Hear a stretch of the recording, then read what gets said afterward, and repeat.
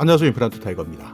드디어 정부의 단계적 일상회복 이행 계획이 나왔습니다. 물론 논의 중인 초안이지만 앞으로 계속 사회적 논의를 거쳐서 11월부터 시행하는 것으로 가닥을 잡았습니다. 정부에서 발표한 내용 중에는 대응 및 평가, 방역체계 전환 필요성, 단계적 일상회복 추진 방향, 사회적 거리두기 개편 방향, 의료 방역 대응 추진 방향, 그리고 앞으로의 계획에 대해서 담고 있는데요. 2020년 1월 21일 코로나19 첫 환자가 발생한 이후에 현재까지 4차 대유행이 진행 중에 있습니다. 그리고 지금 현재는 2차 접종까지 마친 국민이 70%를 넘었습니다. 그렇기 때문에 2020년 1월부터 현재까지 지속적으로 코로나19를 대응해 오고 있는데요. 현재까지 우리나라는 인구 100만 명당 환자 6,746명, 그러니까 치명률이 0.78%입니다. 그러니까 세계에서도 건강피해가 낮은 나라 중에 하나이죠. 주요 OECD 국가 중에서도 경제 회복률이 높은 국가 중에 속하고 있고요. 하루 평균 45만 명이 접종하면서 예방접종 참여율도 상당히 높습니다. 그렇기 때문에 단계적 일상회복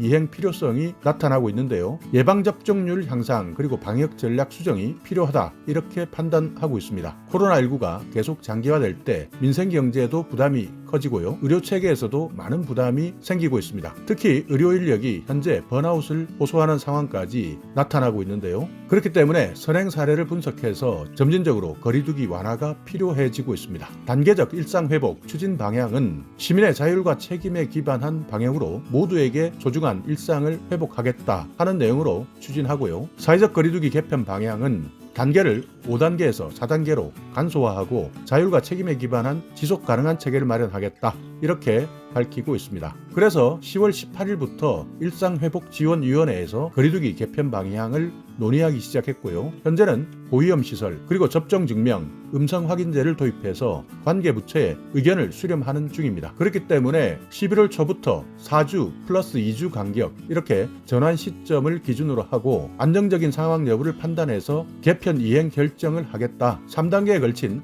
방역 조치를 완화하는데요. 1차 개편은 생업시설 운영 제한을 완화합니다. 그러니까 지금까지 식당이나 카페 이런 자영업자들 생업시설을 운영하고 있는 시간이라든지 인원 기준 이런 것들을 완화시키겠다 하는 내용이고요.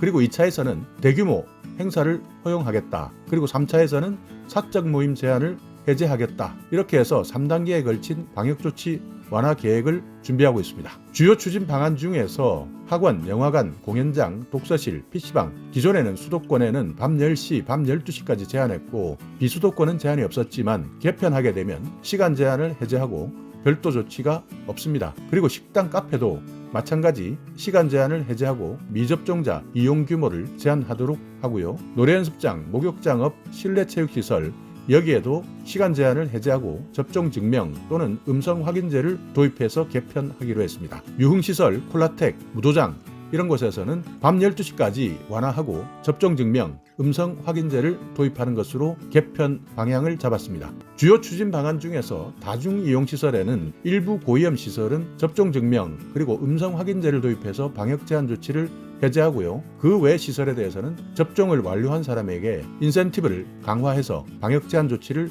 해제하는 방향으로 개편합니다. 그러니까 고위험 시설 1차 개편에는 접종 증명, 음성 확인제, 그러니까 검사에서 음성이다 한다면 이용할 수 있도록 1차 개편하고요. 식당, 카페는 사적 모임 규모, 미접종자 이용 규모를 제한합니다. 싱가포르 같은 경우에는 식당 같은 경우에는 접종자 그리고 검사를 해서 음성자만 출입을 허용하고 있고요.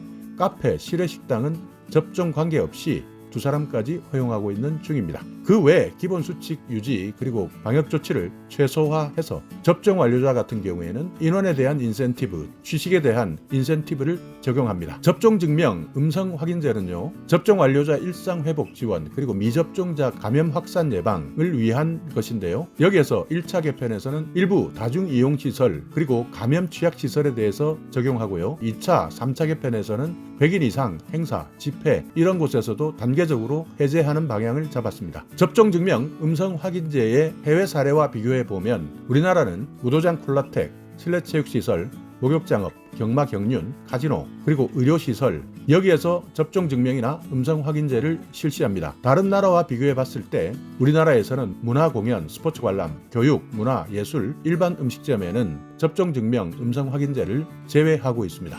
행사 그리고 집회에 대해서는요, 100명 미만 행사에는 접종 여부와 관계없이 허용하고 100명 이상 행사에서는 접종 증명, 음성 확인제를 적용합니다. 사적 모임에서는 총 인원 10명으로 유지를 하고 3차 개편 시에는 해제할 수 있도록 했습니다. 요양병원, 요양시설, 입원 환자 면회, 장애인 시설 이렇게 감염 시 사망 위험이 높은 감염 취약 시설에 대해서는 접종 완료자 중심으로 이용하고 감염 취약 시설 보호를 강화하도록 했습니다. 그 외에 자율과 참여에 기반한 다양한 일상 속의 방역 실천을 강화하기로 했는데요. 지방자치단체의 역할이 더욱더 확대됩니다. 그렇기 때문에 음식점, 카페에서는 이제부터는 시간 제한 없이 온종일 이용이 가능하고요. 영화 관람을 할 때도 지금까지는 뛰어앉고 음식물을 먹지 못했지만 개편이 되면 온종일 이용이 가능하고 접종자끼리 이용할 때는 일행끼리 같이 앉아도 되고 팝콘, 음료를 마실 수도 있습니다. 헬스장은 밤 10시까지 이용하고 샤워실을 사용하지 못했지만 개편하게 되면 접종 증명 그리고 음성 확인 도입을 하게 된다면 온종일 이용하고